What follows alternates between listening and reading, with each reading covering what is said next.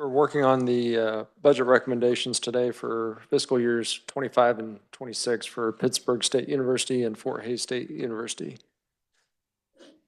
I reached out to KLRD earlier this morning and got an update about, how much have we added to the LBC recommendation and how that shakes out.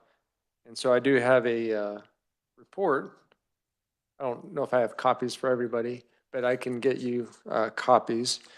But that's basically telling you what we've approved thus far and how that measures against the Legislative Budget Committee recommendation. So currently, let's see here. Currently, we are $29.4 million above the Legislative Budget Committee recommendation. So that would entail everything that we've worked on, including the fee-funded agencies as well. So those enhancements were somewhat minimal. I think the biggest one was the I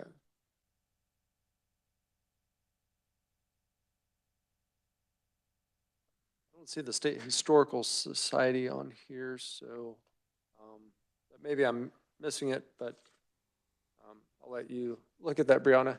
We may need to add that back in there. So 29 million above LBC recommendation. So that's kind of where we're at. That also includes the deletion of the capital renewal funds, which would be the $32 million. So with that being said, just wanted to open it up for any discussion about the broader higher ed budget, the budget process. Representative Haskins. Thank you, Mr. Chair. And I'm just curious if perhaps you can give an update as far as how our reports have been received in appropriations, and specifically what conversations have been had about the blueprint for literacy, the 10 million, because I know a lot of my constituents are asking what happened to the funds and asking for a justification on that. Thank you for the question. So it's hard for me to paint a snapshot response about how the budgets overall have been received by appropriations. I do have a meeting with all the budget chairs later this afternoon, so I might get a little bit more feedback there, maybe a little bit more open and honest than in a public forum. But for the most part, people have been asking good questions, and today there's discussion about the K-State 105 and the vet med, our decision on that, and there is an amendment to split it out between vet med and K-State 105. The chair had indicated that he would like this committee to revisit that and to discuss it and to learn more about not only 105, but the vet med and what they're trying to do. They want us to get into the weeds a little bit more, because I think the fear is, you split an appropriation between two different groups, two different budgets. Are you really going to get the full return on investment if you split it out? And so I sometimes up here we offer amendments and adjusted numbers based off of really just pulling it out of thin air. So I think he wants us to look closer at that. So, the blueprint for literacy, yeah, that did come out under discussion. I want to say that was last week when I reported the Board of Regents out. And since then, I've had conversations with Chair Estes and her committee and others in the legislature that did have some concerns. And it seems like there's some conversations taking place between the Board of Regents and Chair Estes. I don't know what they're going to propose, but that might have to be worked out in appropriations if they do come back with some sort of maybe a narrowed down or more focused version of a blueprint for literacy. I appreciate that, and I failed to offer this because it was really new when we did it, but I was on the committee when we approved the blueprint in education. So if If it can be any of service to help and provide information inside, please let me know. Thank you, Representative. I appreciate it. Vice Chair Sanders. Thank you, Mr. Chairman. So overall, what kind of report are you hearing from appropriations? So we're 29 million over. What about all the others? It seems like everybody's gone over to some degree. I mean, I'm painting a broad brush, but overall, it seems like the enhancements are adding up. And we don't know what I don't know what the exact number is right now for the entire budget, because there's still quite a bit to be reported out. The social services budget still has to report out some of their bigger items tomorrow and the next day. And so I think what we're going to end up doing in appropriations is hopefully finish it. Well, we are going to finish all the report outs this week into appropriations. Well, KLRD and revisors will have to kind of package, or not package. I think you guys have been working as we go, putting things together like the document I received earlier. And so they'll give us a number of where we're at. Then appropriations is going to have to probably take 2 or 3 days, if not more, next week to actually work on the budget even more, maybe making adjustments and whatnot. So I don't know what number we're trying to get at, to be quite honest. But I do know with the budget projections and the fact that we're spending $400 million more than we're bringing in is not sustainable. And we have to, well, we can do one of two things: kick the can down the road or make incremental changes as we go and try to control the growth of state spending so it's not so drastic in the out years. So that's kind of the challenge before us. And it's somewhat hard because we're doing a little bit of a new system and a new process, and it's going very quickly.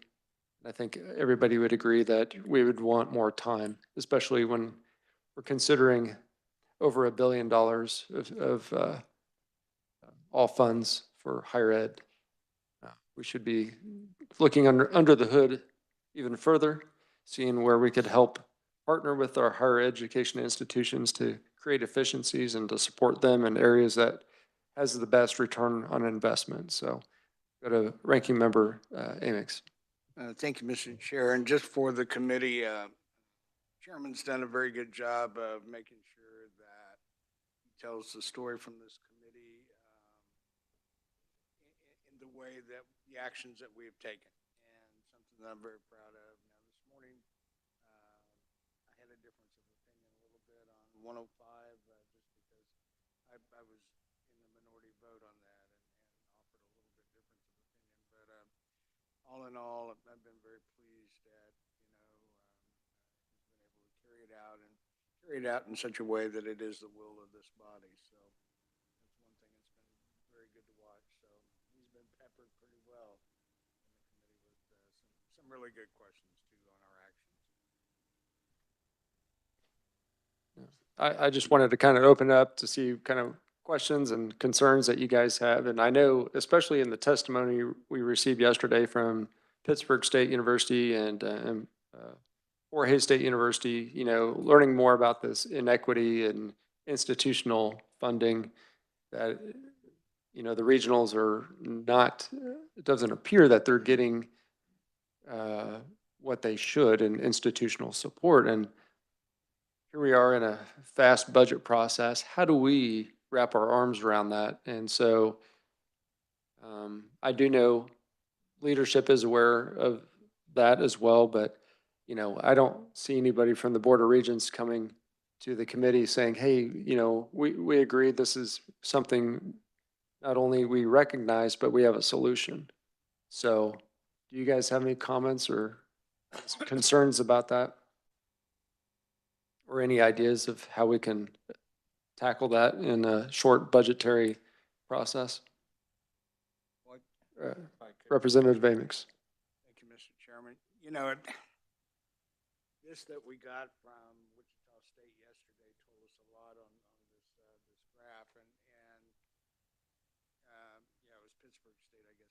and realizing that it definitely shows that there is a difference in monies and where they're going.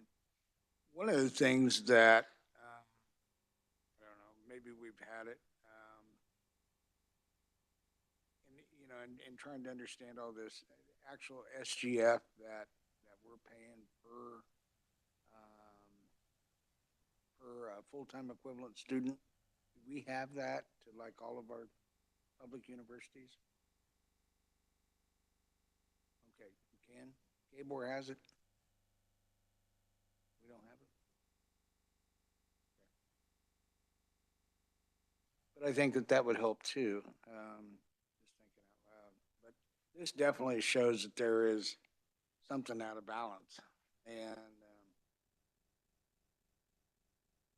think it probably warrants our help. Yeah, I thought it would be good to, we'll go to Representative Sawyer. Yeah, I do have a question. I wonder if we have the Board of Regents come in and explain how we got in this situation, because it was we gave them the block grant. And so it's a lot of the decisions they made have caused this inequity. And I know their reasoning why they did it this way. I agree. We need to get them to come here and explain exactly how this works. You know, how do they arrive to these numbers within the base budget? And you'd think a budget committee would be working on that on the front end. But it's, I guess it partly blame a little bit, I'll take some of the blame on that, but also the process, just the speed in which we're expected to report out budgets. So then we can pass it off to the Senate. So we can certainly do that. Would that be something the committee would agree to? Think's a high priority issue for us to work on. It's extremely high priority, Mr. Chairman. Representative Wagner. Yeah, just for point of clarification, I take it from Representative Amix. It's the chart that shows just the disparity between how much per student is given, like for the KU, K-State people versus the regional universities. Representative Amix. Yeah, get it. But I would say, I mean, I will say the one thing of being a new time person on this committee is, it does seem, it is, as a point of public policy, it seems very odd that on a per capita basis, I mean, the K-12 system makes sense. You pay so much per kid. I mean, whether they're going to Shawnee Mission or they're going to, Syracuse, Kansas public schools. And then of course you have factors that weigh in, but it, it just seems that on a certain level, state dollars, we get a lot more bang for our buck for kids at the community college level, or for the regional universities, as far as, if the end result is just higher education, is what the goal is, and not necessarily being tied to any particular institution. And I mean, so the funding model does seem really, to me, odd. And then just secondarily, while we're on the general topic, is just, I really don't get, I know there's historic reasons for it, but, things change and it could change, but the structure as to why the independent colleges and the community colleges, why they're even under the Board of Regents in any fashion. It just, to me, it doesn't serve their best interest. And I don't really, I would love to hear the argument as to how it serves the state's best interest, having them on top, because it just, to me, they're just more of an afterthought. I mean, the big research universities we have and the mid-level regional universities, obviously, to me, seem more like the Board of Regents cup of tea, and not the rest of higher ed in Kansas. So anyway, that's my 2 cents. Yeah, thank you, Representative Wagner. And you touched on quite a few things, and I think some of that stuff is really systemic, a little bit more than just a budget item, and that's going to be something that's going to take a longer conversation about, governance and things like that. But I want to focus mainly on our conversation here about the inequity, the disparity in the base amount. So Vice Chair Sanders, and I'll go to Representative Sawyer. Thank you, Mr. Chairman. I just want to amplify Representative Wagner's point. Apparently, 2000 and prior, CABE Board didn't have control of all these budgets. And it changed in 2000, is my understanding. And I would certainly support changing it back to the way it was 25 years ago. KBOR, in my opinion, should just have control of the big 6+ Washburn. Next, Representative Sawyer. That's why I was going to go a little history on this. The 1999 legislature made that change because the problem we were having back then is the lack of coordination. You know, community colleges were separate. You know, all these groups were separate. And there was a lot of thought there was too much duplicative effort. And there was also, like, for example, a lot of the regents weren't accepting credits from community colleges. I mean, so there was a lot of issues when they're separate. So the whole idea was you have one board that kind of looks over coordinates, and that's their job other than the regents, their job is coordination, and that's where that came from. The legislature wanted everything coordinated so we didn't have extra duplicative effort, and that the regents and the community colleges and all the different groups would work together. So we have one technical colleges, all of them in higher ed, going the same direction. So that was the thought back in '99 when we decided to put them all together. Thank you for that, Representative Sawyer, and that could be part of the KBOR presentation when they come in to explain that. And Brianna, if you could work with KBOR to see if we can, I know it says a Friday meeting call of the chair, but I'm working on scheduling a hearing on Friday on some other issues, and I don't know if we can fit that in or not, but okay,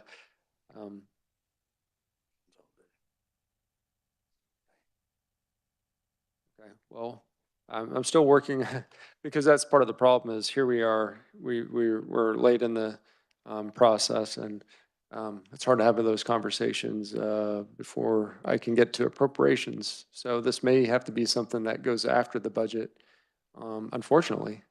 But again, you know, the Board of Regents hasn't brought this to our attention. And I know the three regionals have worked really hard to advocate for themselves within the system. And I think they were granted permission to talk to the legislature about it, which is another issue in some ways. Representative Haskins. Thank you, Mr. Chair. And one of the benefits of being in admissions during that time is you're absolutely right, Representative Sawyer, is that there was a lot of unspoken rules as far as where we could recruit from, and we wanted to protect our resource base during that time. So, and it was really just, it wasn't even, it was just like, I hate to use it, but it was like just a backdoor policy agreement that the president supposedly had at that time. And this dates back, even when it comes to recruiting out of state. And all of that is just smoke and mirrors because there's so many ways to get around it, or just, anyways, I appreciate the fact that we've made a change to the funding model back at that time. But now what I'm hearing is like, okay, we got 25 years of longitudinal information. And I would like to know what, and my understanding is the slide that was provided was information that was given to them from Kansas Board of Regents. So I would be curious to see what does the next 25 years look like, you know, based off this information.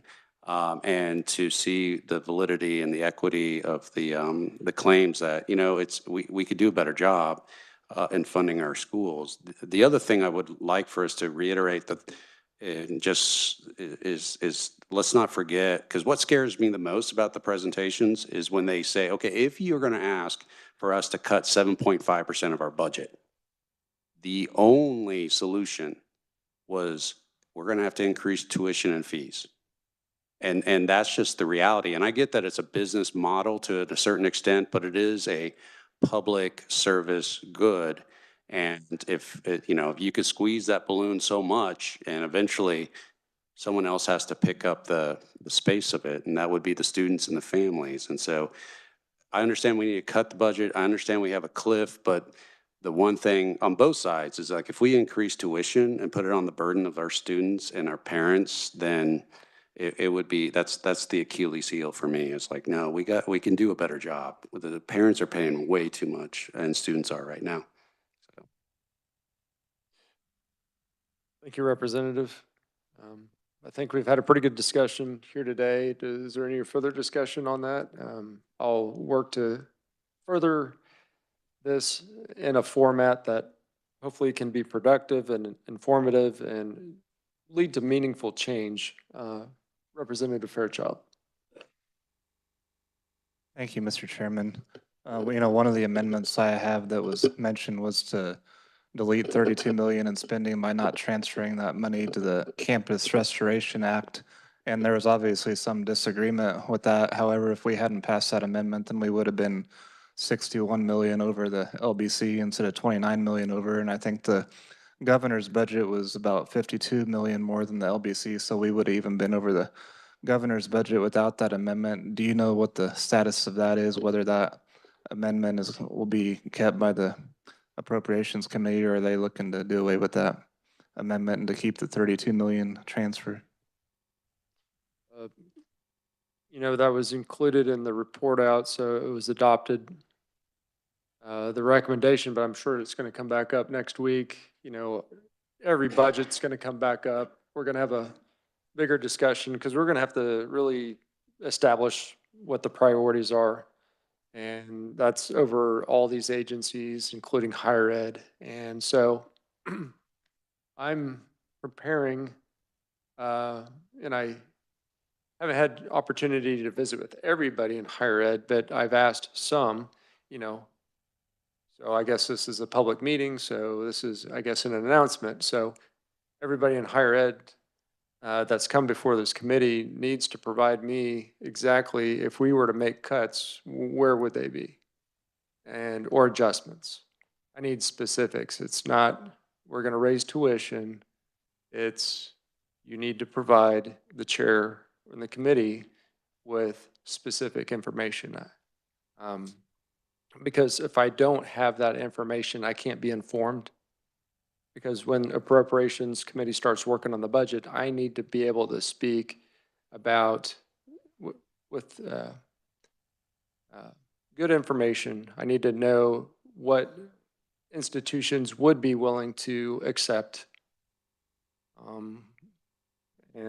Because the last thing I want to do is just someone on the committee to pull something out of thin air and say, well, we're just going to chop this. There's often unintended consequences to doing that. So I want to give all institutions the ability to recommend to me kind of those priority areas. So with that being said, is there any more discussion? I've got a question. Representative Amix. And I realize that this graph, again, just came from one of our schools in the state. Okay, I realize that. Can anybody tell me, and Tom, Representative Sawyer, maybe you can tell me through the formula that happened. How did we get such a discrepancy between research universities and down to Fort Hays State? Representative Sawyer. Well, that's a question I think we need to ask the regents, because we turned, legislature, we used to be very involved in everything that higher ed did, including the regents institutions. We essentially set the tuition, everything on the legislature. And we decided to put that off onto the Board of Regents, give them the authority to kind of run higher ed in Kansas. So they've had that authority for 25 years, and I think they need to answer why that discrepancies happened. What their thought, what caused that? I'd like to know that.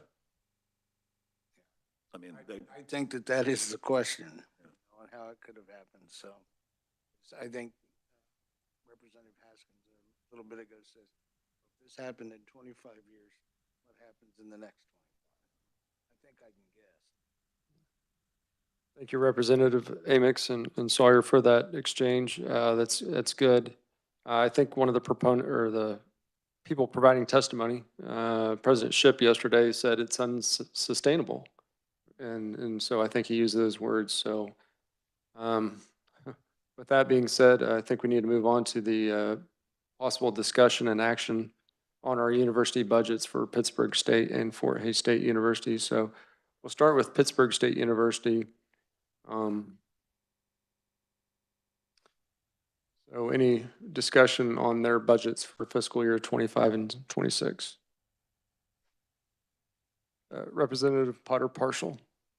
Thank you, Mr. Chair. Just curious, when are you reporting this to appropriations?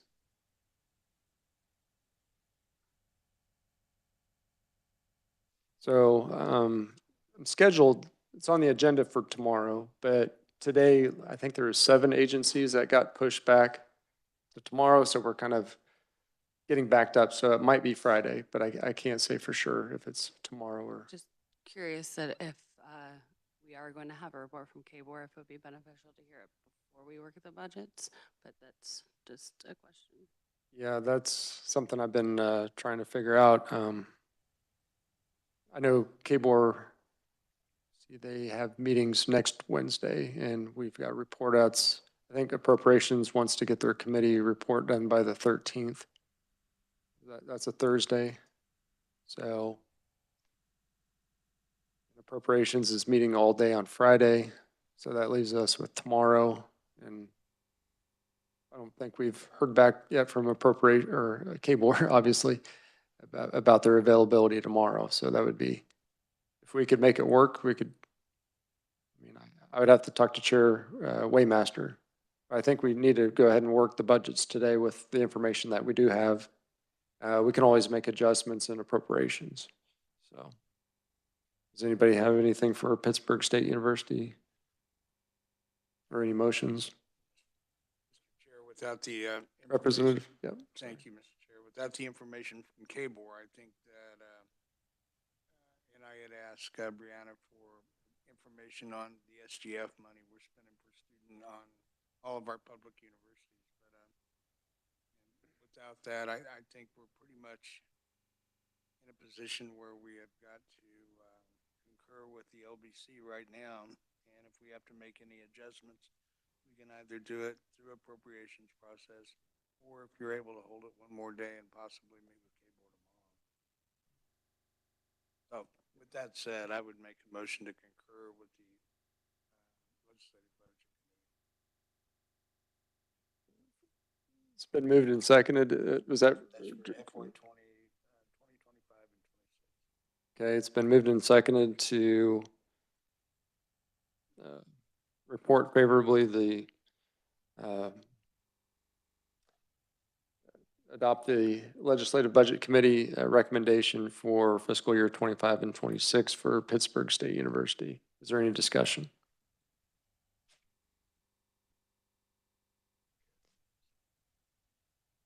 Seeing none, I'll let Representative Amix, you may close, or if you had discussion.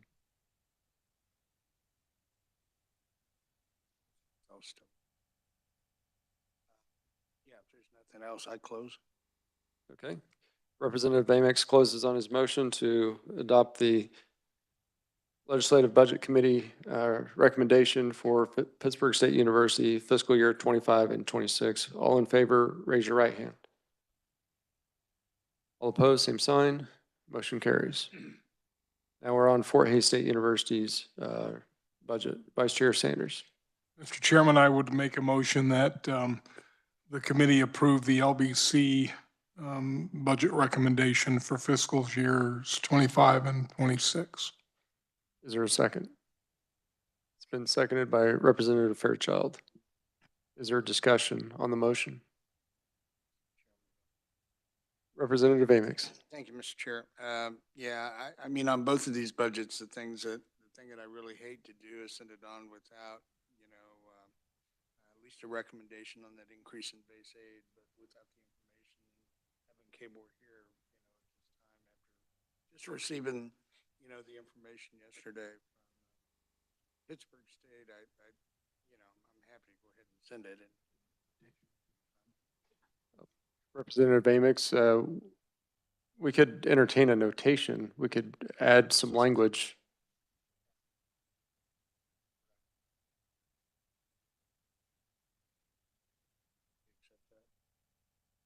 Yes, Vice Chair Sanders? yes. So it seems like there's interest in a notation, but what would the notation say? I mean, I think I know what it would say, but in your words. The committee would like to have appropriations look and consider the information that was provided about the state aid to our regional universities. Consideration of changes there. Vice Chair Sanders. And I basically concur with that, but I think we especially need to note Fort Hays State because they're clearly the furthest in the hole. It's not even close. And I mean, all three of the regionals are in the hole, but Fort Hays State specifically is way in the hole. So if there's some way to word that to give special consideration to Fort Hays State, to give consideration to all three, but especially to Fort Hays State. Thank you, Vice Chair. Brianna was nodding at me, meaning I think she's confident she could wordsmith it for us. But I have a question for the reviser. Since we've already made a motion on Pittsburgh State University, we've already reported out Emporia State University. How can we make a notation that would affect all three on one budget report out, or Jill? Yes, sir, that would be your prerogative if you wanted to also add that information to the Pittsburgh State report out and the ESU report out. You could add that notation in this motion and then we could just go back and add those. Okay. I think that would be appropriate to include all three, but to perhaps emphasize Fort Hays State. And I think that whether or not you agree with the numbers, and I can't say I agree or disagree with the numbers because KBOR hasn't come in to explain how they've done this. I don't know exactly what the number is, but it does seem clear that they've put in the numbers and the cost model in a way that shows there is a disparity, especially for Fort Hays State University. So, thank you, Mr. Chair. Representative. And that was one of the reasons why I asked Brianna to provide, or she could have KBOR provide the amount of SGF per FTE student. I think that would be helpful information in that discussion also. That's another part of the deal. Thank you for that, Representative. Is there any further discussion on the motion or the notation? Seeing none, Vice Chair Sanders, you may close on your motion. Thank you, Mr. Chair. So with the understanding that this notation is going to be made and it is going to be relative to not only Fort Hays State, but to Pittsburgh State and Emporia State as well, I will close on my motion. Thank you, Vice Chair. He closes on his motion. All in favor of the motion signify by raising your right hand. All opposed, same sign. Motion carries. With that being said, I do want to just say I really do appreciate the discussion today. Sometimes it doesn't feel like we solve anything because but you know, especially as chair, it feels like swimming upstream. There's a lot of currents around the State House, and we're all trying to paddle our way through this process. And so I do appreciate each one of you for being open and honest and sharing your thoughts and ideas. And I think, you know, if we continue to work together, because this isn't a partisan issue by any measure, it's a taxpayer investment in our state that does have a return on investment in higher education. We just need to make sure that we're utilizing the funds hopefully in a more equitable way if it is indeed proven that there is this disparity. So with that being said, are there any announcements from staff or anything? Okay, seeing none, the meeting is adjourned.